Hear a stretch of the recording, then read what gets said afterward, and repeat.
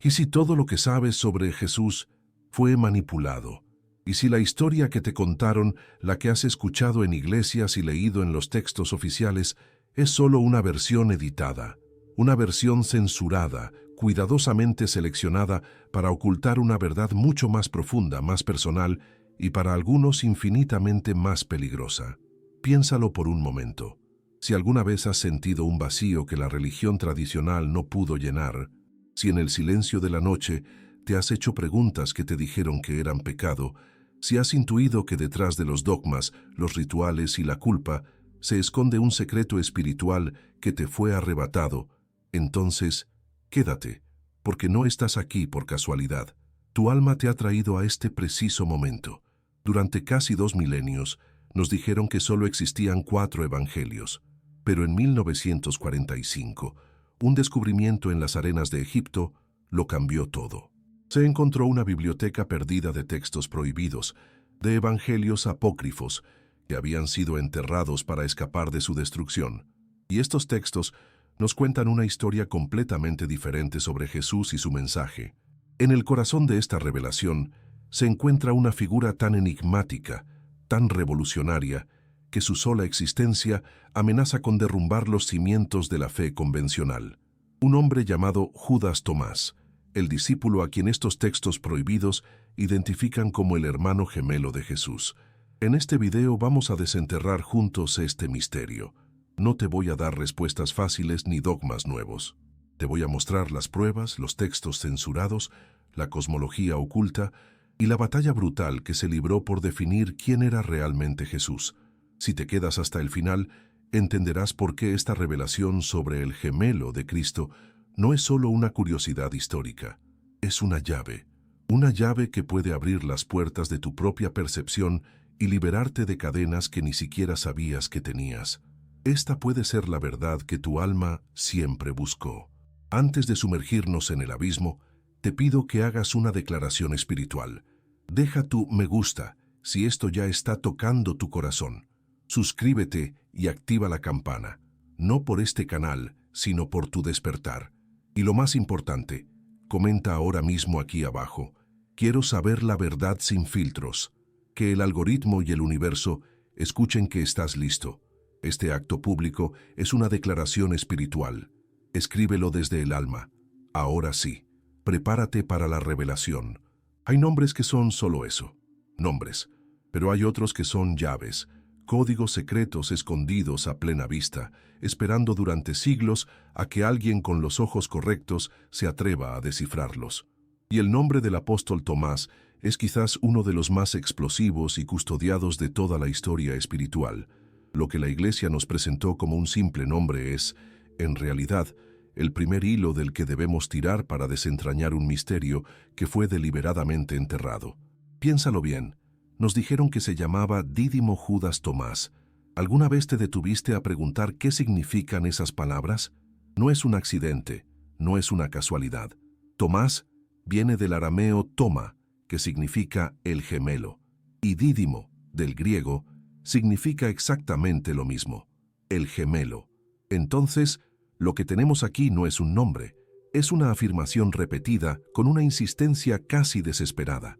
Judas, el gemelo, el gemelo. ¿Por qué esta redundancia? ¿Por qué enfatizarlo en los 2 idiomas más importantes de la época? Es como si el autor de este evangelio prohibido estuviera gritándonos a través de los milenios, asegurándose de que, sin importar nuestra lengua, entendiéramos la verdad fundamental de este hombre. Su identidad entera, la fuente de todo su poder, de toda su sabiduría, residía en ser el gemelo. Este no es un dato biográfico, es una declaración de guerra espiritual, una verdad oculta que desafía todo lo que nos contaron sobre Jesús y sus apóstoles, el primer secreto de una larga cadena de revelaciones. Y aquí es donde el velo comienza a rasgarse por completo, porque no solo era el gemelo, era Judas el gemelo. Ese nombre, Judas, no es un nombre cualquiera en este círculo íntimo. Los evangelios que la Iglesia sí aceptó, como Marcos y Mateo, nos dan una lista de los hermanos carnales de Jesús, y entre ellos, adivina quién aparece, un hombre llamado Judas. De repente, las piezas de este rompecabezas prohibido comienzan a encajar de una forma casi aterradora. Las antiguas tradiciones cristianas de Siria, lugares donde estos textos apócrifos eran venerados, no tenían ninguna duda.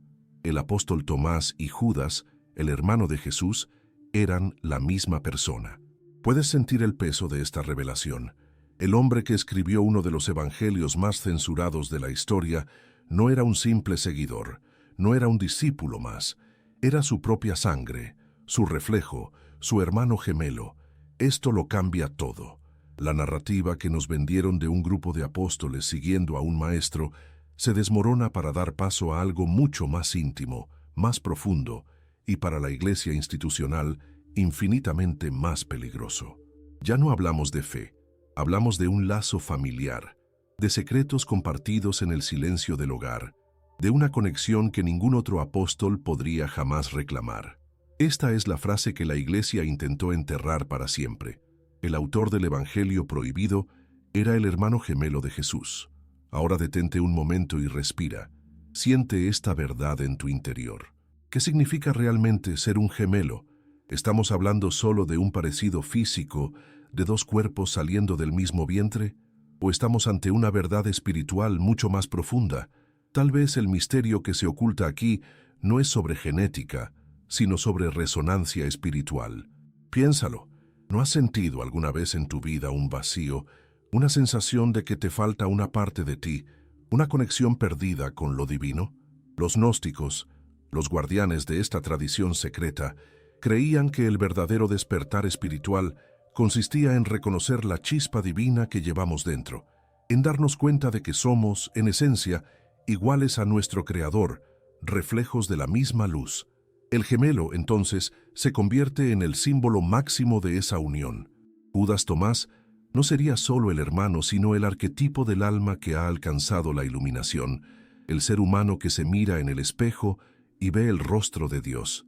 Se convierte en la prueba viviente de que la salvación no está en una iglesia o en un sacerdote, sino en el reconocimiento de nuestra propia divinidad. Esta es la revelación que te libera del miedo que heredaste sin darte cuenta. Quizás toda tu vida buscaste fuera, lo que siempre estuvo dentro, esperando ser reconocido como un gemelo perdido de lo sagrado. Y precisamente porque esta idea era tan poderosa, tan liberadora, la estructura de la iglesia tuvo que destruirla. Tuvieron que manipular la historia, transformar al confidente íntimo en un personaje secundario, en una advertencia. ¿Cómo lo hicieron? Creando la figura de Tomás el incrédulo. Nos contaron esa historia una y otra vez. El apóstol testarudo que necesitaba meter los dedos en las llagas de Jesús para creer. Lo convirtieron en el símbolo de la duda, en la antítesis de la fe ciega que la institución exigía. Pero, ¿y si te dijera que esa historia es una de las piezas de propaganda más exitosas de la historia? ¿Por qué la iglesia sintió tanto miedo de este hombre? ¿Qué verdad ocultaba su supuesta incredulidad? Su negativa a creer no era la de un escéptico materialista, era la de un iniciado que ya conocía una verdad más profunda. No necesitaba pruebas físicas porque su conexión con Jesús era espiritual, era la de un gemelo. Su duda era un rechazo a la versión simplificada de la resurrección que se estaba convirtiendo en la doctrina oficial. Fue una historia censurada, reescrita para que el guardián de los mayores secretos de Jesús fuera recordado para siempre como un tonto que no entendía nada. El silencio terminó. La verdad acaba de salir a la luz. Al final, todo se reduce a una lucha por el poder y la verdad. La creación de esta identidad, Dídimo Judas Tomás, el hermano gemelo de Jesús, no fue un acto poético, fue un jaque mate teológico. En un mundo donde se debatía quién era el verdadero heredero del mensaje de Cristo, esta identidad era un arma definitiva.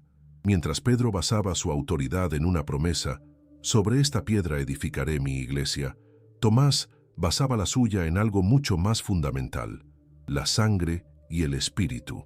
Era un desafío directo a la estructura jerárquica que estaban haciendo.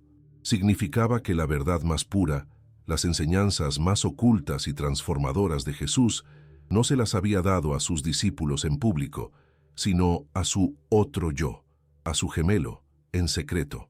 Y esa es la verdad prohibida definitiva. la existencia de una línea de conocimiento espiritual directa, personal, que no necesita intermediarios, que te convierte en tu propio guía, una verdad que ponía en jaque a toda la institución eclesiástica. La identidad de Tomás era la llave a un evangelio, pero lo que ese evangelio contenía era aún más revolucionario y perturbador que el propio mensajero.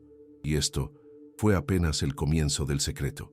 Si la identidad del gemelo es la llave, el evangelio de Tomás es la puerta que abre. Imagina un libro, un papiro antiguo que tuvo que ser escondido en una vasija y enterrado bajo las arenas de Egipto para sobrevivir. Un libro tan peligroso, tan cargado con una verdad explosiva, que una de las instituciones más poderosas de la historia ordenó que fuera borrado de la existencia. ¿Qué contenía para merecer tal condena? Este no es un evangelio como los que conoces.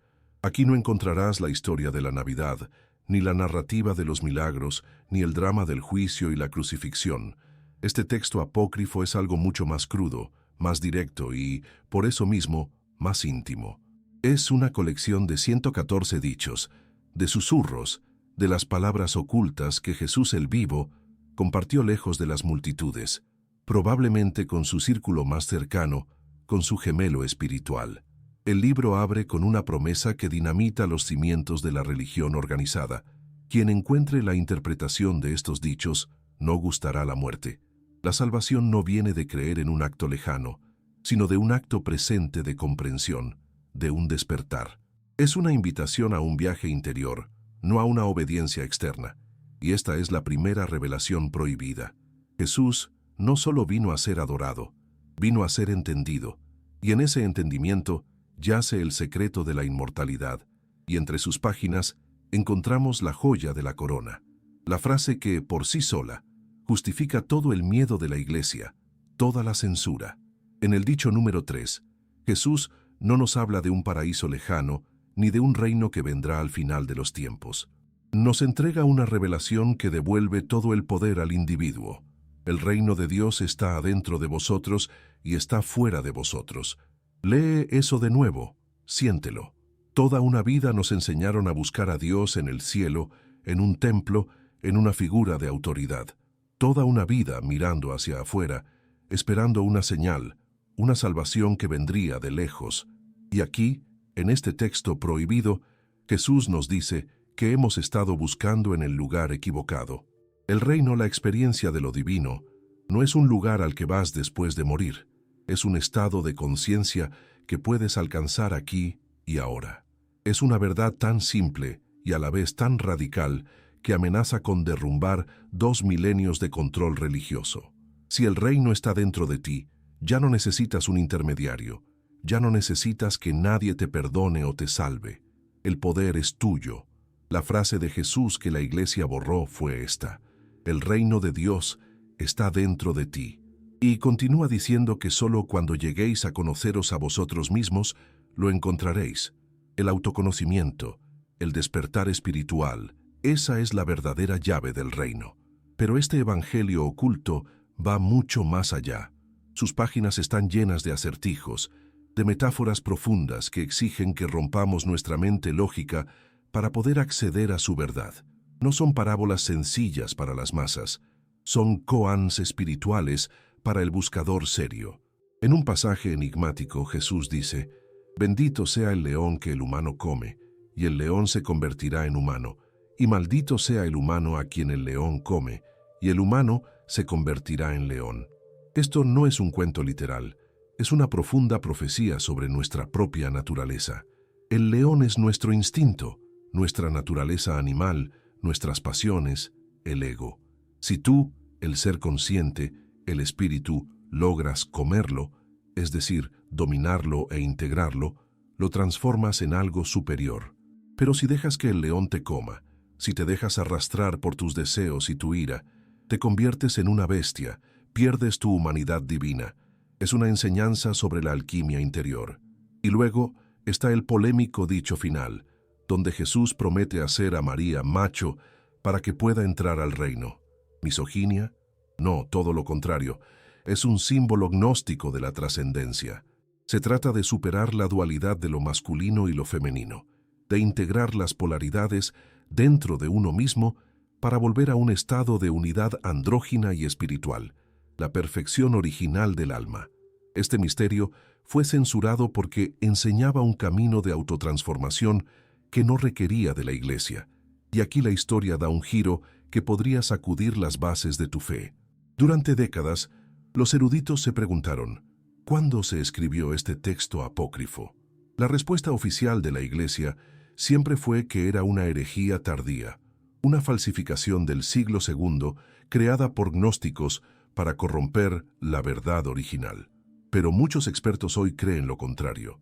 Creen que el Evangelio de Tomás es, de hecho, más antiguo que los Evangelios del Nuevo Testamento, que podría datar del año 60 o incluso antes. Argumentan que sus dichos están en una forma más primitiva, más directa, menos elaborada teológicamente que las versiones de Mateo o Lucas. Esto llevó a una idea revolucionaria. Durante mucho tiempo, los académicos habían teorizado sobre un texto perdido, una fuente de dichos de Jesús que llamaron Fuente Q, que explicaría las similitudes entre Mateo y Lucas. Era una hipótesis. Pero el descubrimiento de Tomás en Nag Hammadi fue la bomba. Demostró que este tipo de evangelios de dichos realmente existían. ¿Y si Tomás fuera esa fuente o una muy parecida? ¿Y si este texto no fuera una copia, sino el original manipulado por otros? De repente, el Evangelio prohibido podría ser la fuente más cercana que tenemos a las palabras reales y sin filtro de Jesús. Piénsalo. Si esta revelación es cierta, si el Evangelio de Tomás es un texto tan antiguo como los canónicos, o incluso más, la historia del cristianismo que nos han contado se viene abajo. La narrativa oficial dice que hubo una verdad original, la ortodoxia, y que luego surgieron las herejías para corromperla. Pero si esto es cierto, significa que desde el mismísimo principio no hubo un solo cristianismo, sino varios. Había un cristianismo basado en la fe en la resurrección, el de Pedro y Pablo, que prometía la salvación en el futuro, y había otro cristianismo, el de Tomás, basado en la sabiduría y la iluminación, que prometía la salvación aquí y ahora. No era una herejía, era una alternativa legítima, una visión del mensaje de Jesús que competía directamente por el corazón de los creyentes. La verdad que fue censurada y prohibida no fue una mentira, fue una verdad rival. La versión que ganó no lo hizo necesariamente por ser más auténtica, sino por ser más eficaz a la hora de construir una institución, una estructura de poder. Y para entender por qué esta visión del mundo era tan amenazante, por qué tenía que ser aniquilada, primero debemos entender el universo que describía, porque el cosmos que este evangelio secreto revela es un lugar que la Iglesia nunca quiso que ni siquiera llegaras a imaginar. Ahora que conoces la identidad del mensajero y la existencia de su evangelio prohibido, debemos dar el siguiente paso y sumergirnos en el universo que este conocimiento revela. Y te advierto, este lugar no se parece en nada a lo que te enseñaron en el catecismo. Para entender la verdad que fue tan ferozmente censurada, tienes que estar dispuesto a demoler los cimientos de tu propia realidad. La cosmología gnóstica, el mapa del universo que sostenían estos primeros cristianos, es quizás el secreto más grande y perturbador de todos. Olvida la idea de un mundo bueno creado por un Dios benevolente. Para los gnósticos, el universo material, este mundo que pisas, que tocas y que ves, no es nuestro hogar, es una prisión, es un error cósmico, una copia defectuosa y corrupta de un reino espiritual perfecto, eterno y verdadero llamado el pleroma, la plenitud de la luz. Todo el sufrimiento, toda la angustia, esa sensación de no pertenecer, de que algo está fundamentalmente roto en nuestra existencia, tiene su origen en esta verdad oculta. No estamos en casa, estamos exiliados en un laberinto de materia, y esta revelación es el primer paso para encontrar la salida. Este dualismo radical entre un mundo espiritual perfecto y un mundo material intrínsecamente malvado es la base de todo el despertar espiritual gnóstico. Y aquí es donde se desata la revelación más provocadora, la idea que hizo que la Iglesia quisiera quemar cada uno de estos textos apócrifos. Si nuestro mundo es una prisión, ¿quién fue el arquitecto? ¿Quién es el carcelero? La respuesta gnóstica es un golpe directo al corazón de la fe tradicional. El creador de este mundo material no fue el verdadero Dios, fue una entidad inferior, una emanación fallida, un ser al que llamaban el demiurgo, un dios menor, a menudo retratado como ignorante, arrogante y celoso, y para muchos de estos grupos gnósticos, este demiurgo era ni más ni menos que el Dios del Antiguo Testamento. Sí, has oído bien, el Yahvé que caminaba por el Edén, el que exigía sacrificios, el que se mostraba iracundo y vengativo, no era el Padre Supremo de Jesús, sino una deidad menor que había atrapado a la humanidad en su creación imperfecta. ¿Sientes la magnitud de esta afirmación? El Dios de la Biblia no es el Dios verdadero según este texto prohibido. El verdadero Dios, el Padre de la Luz, es trascendente, incognoscible, silencioso. No creó este mundo de sufrimiento. Este es el secreto manipulado por excelencia. Te enseñaron a adorar al arquitecto de tu propia jaula, mientras el verdadero hogar de tu espíritu permanece oculto, esperando a que lo recuerdes. Pero si este mundo es una prisión y nosotros estamos atrapados en él, significa que no hay esperanza. Todo lo contrario. Aquí yace la parte más hermosa y empoderadora de esta verdad prohibida. Dentro de cada ser humano, en lo más profundo de tu ser, duerme una chispa divina, un fragmento minúsculo pero puro del verdadero Dios, una gota de luz del pleroma que ha caído y ha quedado atrapada en la cárcel del cuerpo físico. Estás aquí, pero no eres de aquí. Eres un rey soñando que es un mendigo, un águila que ha olvidado que puede volar y vive como una gallina. Tu espíritu está sumido en un estado de amnesia, de embriaguez, hipnotizado por las distracciones del mundo material, ignorante de su linaje real y de su verdadero poder. La salvación, por lo tanto, no es algo que debas ganar o merecer. No se trata de ser perdonado por pecados que cometiste en un sistema corrupto. La salvación es un acto de recordar, es el despertar de esa chispa divina. Y el camino para ese despertar no es la fe ciega, es la gnosis, un conocimiento revelado, secreto e intuitivo que ilumina tu interior, te hace recordar quién eres y te muestra el camino de vuelta a casa. Este es tu verdadero llamado espiritual. Y en este drama cósmico, ¿cuál es el papel de Jesús? Olvida al Redentor que muere en una cruz para pagar por los pecados de la humanidad. Esa es la historia del demiurgo, una historia de deudas y sacrificios. El Cristo gnóstico es una figura infinitamente más rebelde y misteriosa. Es un revelador, un mensajero de la luz, un agente secreto de otra dimensión que ha logrado infiltrarse en nuestra prisión. Su misión no es morir, es enseñar, es traer la gnosis, las contraseñas, los mapas secretos para despertar a las otras chispas divinas y guiarlas en su escape.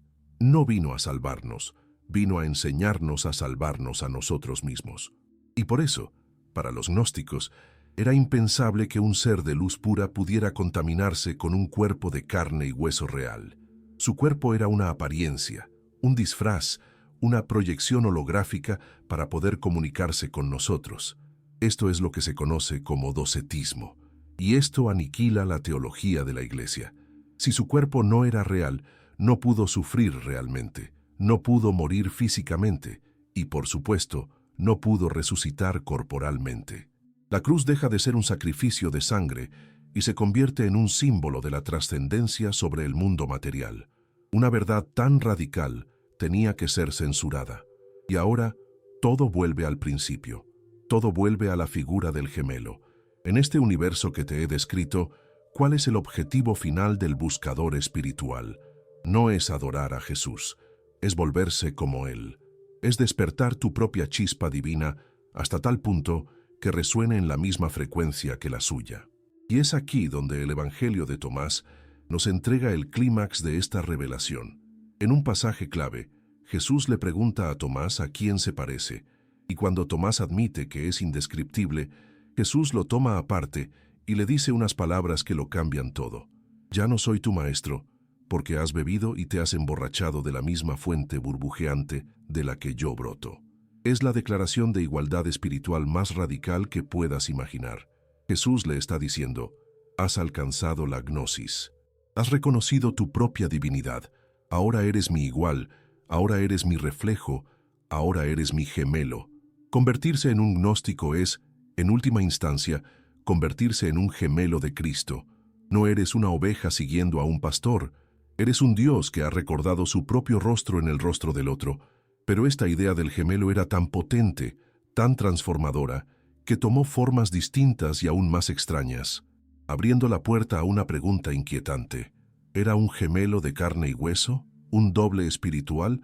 ¿O algo que nuestra mente apenas puede concebir?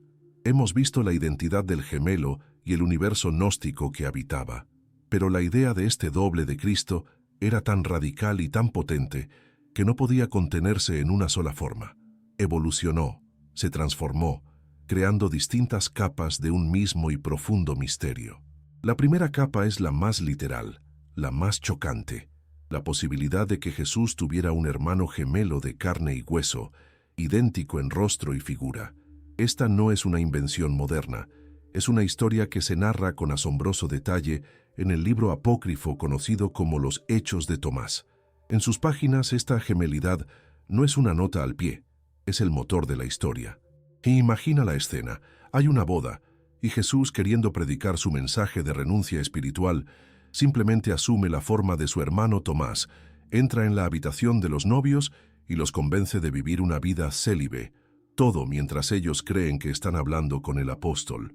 En otro pasaje aún más increíble, cuando Tomás se niega a cumplir su misión de ir a la India, Jesús se aparece a un mercader y, aprovechando su parecido perfecto, vende a su propio hermano gemelo como esclavo para forzarlo a embarcarse en su destino. ¿Puedes dimensionar lo que esta narrativa prohibida nos está mostrando? Un Jesús que usa su gemelidad como una herramienta divina, un juego de espejos cósmico. Es una verdad tan extraña, tan alejada de la imagen solemne que nos vendieron, que tuvo que ser censurada. Pero como todo gran misterio espiritual, quizás la capa literal es solo la cáscara que protege una verdad más profunda. ¿Y si la gemelidad no fuera sobre sangre, sino sobre el alma? Aquí entramos en la segunda capa, el gemelo simbólico, el doble espiritual. Esta es la revelación que nos ofrece el propio Evangelio de Tomás. En uno de sus pasajes más cruciales, Jesús les pregunta a sus discípulos, ¿a quién me parezco? Pedro y Mateo dan respuestas predecibles, correctas, pero limitadas. Un ángel justo, un filósofo sabio. Son las respuestas de un estudiante a un maestro. Pero entonces habla Tomás, y su respuesta lo cambia todo. Él dice, Maestro, mi boca es absolutamente incapaz de decir a quién te pareces. Silencio. Esa es la respuesta del verdadero iniciado. Es el reconocimiento de que lo divino no puede ser encasillado en conceptos humanos. Es la confesión de un alma que ve el infinito. Y por esta comprensión superior, Jesús lo toma aparte, lejos de los otros, y le confía 3 palabras secretas, 3 logos tan poderosos que si Tomás los compartiera, los otros discípulos lo apedrearían. Y entonces viene la frase definitiva. Ya no soy tu maestro, porque has bebido de la misma fuente que yo. Se ha vuelto su igual. Se ha convertido en su gemelo espiritual. Las 3 palabras secretas que Jesús solo le dijo a su gemelo son el símbolo de esta iniciación prohibida. No se trata de nacer juntos, se trata de despertar juntos. Y cuando crees que el misterio no puede ser más profundo, descubres la tercera capa, la gemelidad mística, la doctrina de la contraparte divina. Esto nos lleva a sistemas gnósticos posteriores como el maniqueísmo, donde la idea del gemelo alcanza una escala cósmica. Su fundador, el profeta Mani, afirmaba que toda su revelación le llegaba de un ser de luz, un guía celestial al que llamaba su gemelo o su sísigos. Este no era un hermano terrenal, sino su propio yo superior, su doble perfecto que habitaba en el reino de la luz y lo guiaba en su misión en la tierra. Esta doctrina es la clave para entender una de las joyas más hermosas de la literatura apócrifa, el Himno de la Perla, un poema que se encuentra precisamente en los Hechos de Tomás. Narra la historia de un príncipe, el alma, que es enviado a Egipto, el mundo material, a buscar una perla, la chispa divina. Pero allí, en Egipto, olvida quién es hasta que una carta, la Gnosis, lo despierta. Emprende el viaje de regreso a casa y al llegar es recibido por su hermano mayor, su doble, una figura crística. Esta es la profecía definitiva de tu propio viaje espiritual. Tú eres ese príncipe o princesa y tienes un gemelo celestial, tu verdadero ser, esperándote. Tu despertar es el recuerdo que te permite iniciar el viaje a casa, a la reunión con tu alma completa. Como puedes ver, esta idea del gemelo no era una sola creencia, era un concepto vivo, una verdad que se adaptaba y profundizaba. Era una escalera espiritual. Pudo haber comenzado como una reivindicación literal de autoridad por parte de las comunidades cristianas de Siria, una forma de decir, nosotros tenemos la conexión más directa con Jesús a través de su hermano gemelo. Era una jugada política contra la iglesia de Pedro en Roma. Pero rápidamente, en textos como el Evangelio de Tomás, esa idea literal fue transformada en una poderosa metáfora para el camino del despertar espiritual. El objetivo no es seguir a Jesús, es volverte su gemelo a través de la gnosis. Y finalmente, se expandió hasta convertirse en una doctrina mística universal, donde cada alma elegida tiene su propia contraparte divina. Este no era un dogma estático como los de la Iglesia, era un secreto vivo, un camino con múltiples niveles de profundidad, diseñado para guiar al buscador desde la curiosidad inicial hasta la más sublime revelación sobre su propia naturaleza inmortal. Era una verdad manipulada por sus enemigos para parecer simple, cuando en realidad era un complejo sistema de desarrollo espiritual, y esto nos trae a nosotros, aquí y ahora. ¿Por qué esta historia del gemelo, en todas sus formas, nos llama tanto la atención después de 2000 años? Porque toca la herida más profunda del alma humana, la sensación de estar incompletos, la nostalgia de un hogar perdido, el anhelo de reencontrarnos con una parte de nosotros mismos que sentimos que nos falta. El secreto real del gemelo no es un dato histórico sobre un hermano perdido de Jesús. El verdadero secreto, la verdad prohibida, es que la historia del gemelo es nuestra historia. Es el arquetipo de nuestro propio viaje de regreso a la totalidad. La figura de Judas Tomás nos muestra el potencial humano de alcanzar un estado de unidad tan perfecto con lo divino que nos convertimos en su reflejo, en su doble. Es la promesa de que no estamos condenados a ser criaturas caídas, sino que estamos destinados a recordar nuestra propia cara divina. Esa es la verdad que fue enterrada en el desierto. La verdad de que tú también tienes un gemelo espiritual esperando a que lo despiertes. Si sentir esta verdad ha encendido una chispa en ti, si algo en tu alma ha reconocido este llamado, hazlo ahora. No por este canal, sino por tu propio despertar. Comenta aquí abajo, estoy listo para la verdad que escondieron. Que tu comentario sea un acto público, una declaración de que ya no te conformas con la historia oficial. Pero no importaba si el gemelo era literal, simbólico o místico. Para la iglesia naciente, todas estas verdades apuntaban a un mismo crimen imperdonable, y la batalla que se libró para silenciarlo definiría el mundo para siempre. Llegamos al corazón de la batalla, al momento en que esta verdad alternativa, con su gemelo iluminado y su cosmos rebelde, fue declarada una verdad prohibida. Esto no sucedió por accidente. Fue el resultado de una campaña deliberada, una contraofensiva espiritual diseñada para forjar una sola iglesia, una sola fe, una sola verdad. A medida que las ideas gnósticas se esparcían como un fuego liberador por el mundo antiguo, una nueva clase de líderes eclesiásticos, como el obispo Ireneo de León, decidieron que había que trazar una línea en la arena. Vieron esta diversidad no como una riqueza, sino como un caos que amenazaba su control. Y para combatirlo, crearon un arma teológica de un poder inmenso. La regla de fe no era aún un credo rígido, sino un conjunto de ideas simples y contundentes, diseñadas específicamente para aniquilar la visión gnóstica. Un solo Dios, que también es el creador de un mundo material bueno, acabando así con el demiurgo. Un solo Cristo, que se hizo carne real, sufrió de verdad y resucitó corporalmente, destruyendo así la idea del Salvador fantasma, y una sola línea de autoridad, la sucesión apostólica, que invalidaba cualquier revelación secreta o tradición oculta. Este fue el nacimiento del dogma.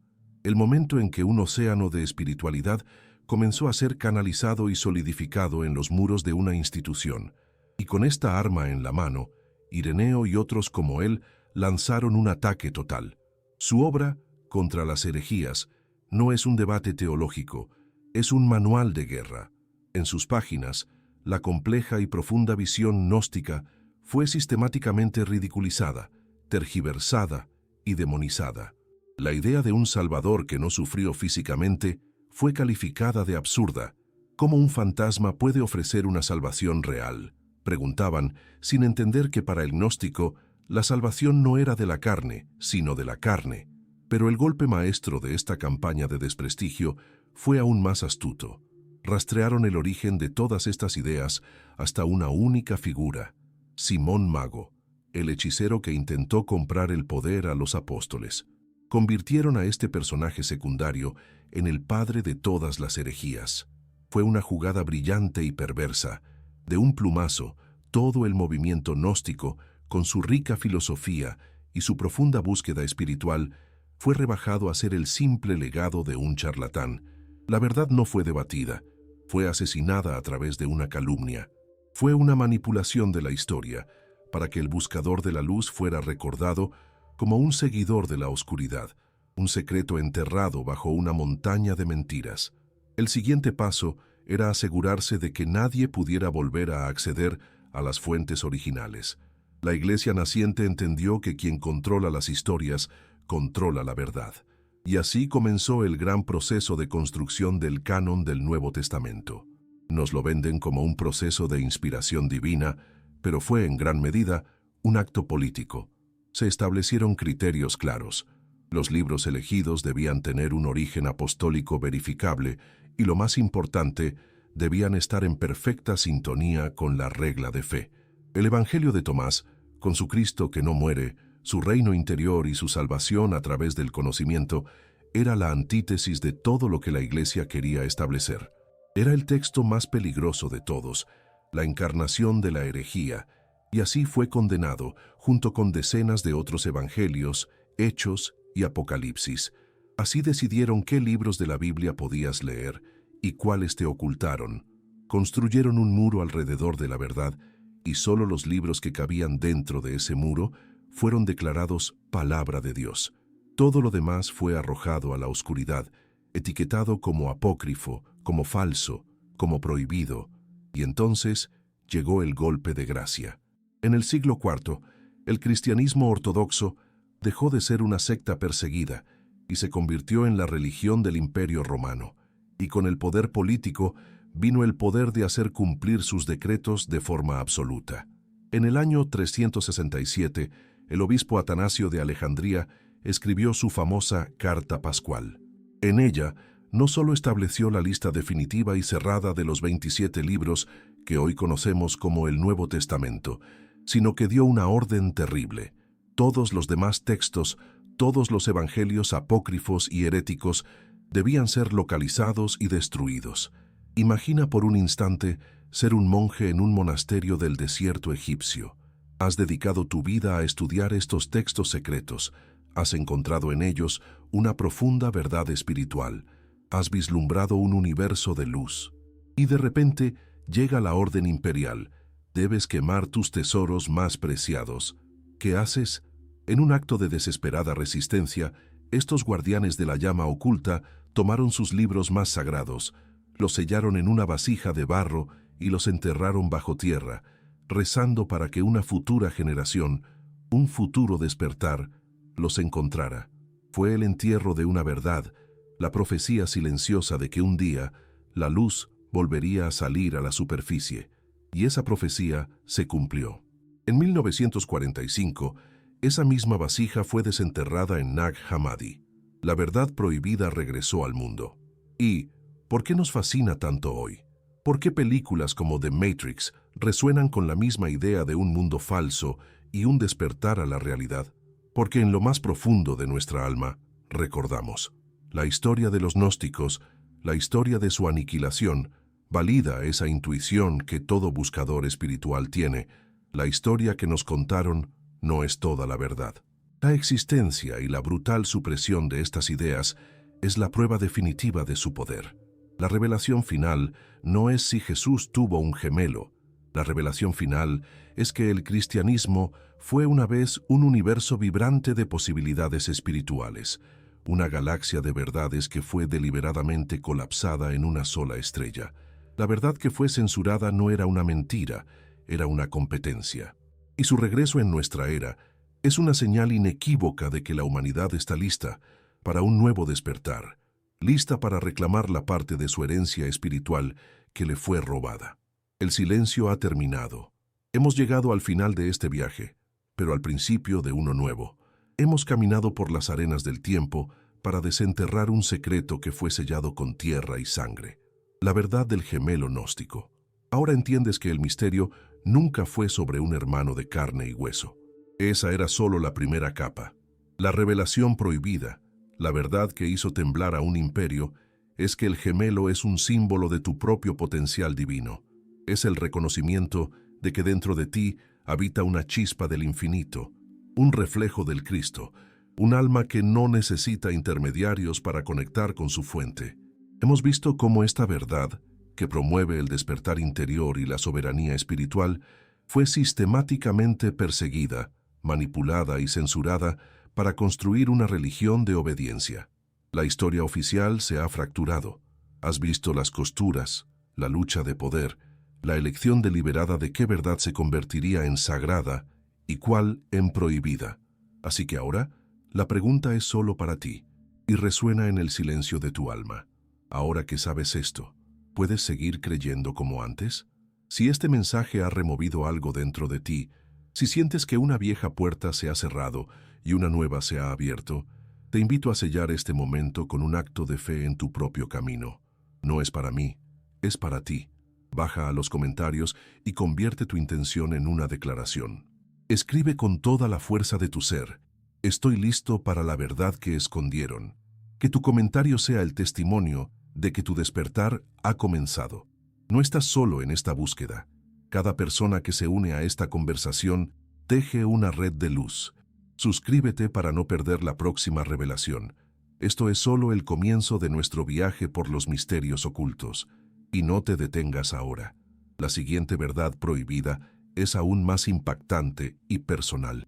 Haz clic en el video que aparece ahora en pantalla para descubrir los secretos de la reencarnación que Jesús enseñó y que la Iglesia ocultó por completo. Continúa tu despertar. Te espero allí.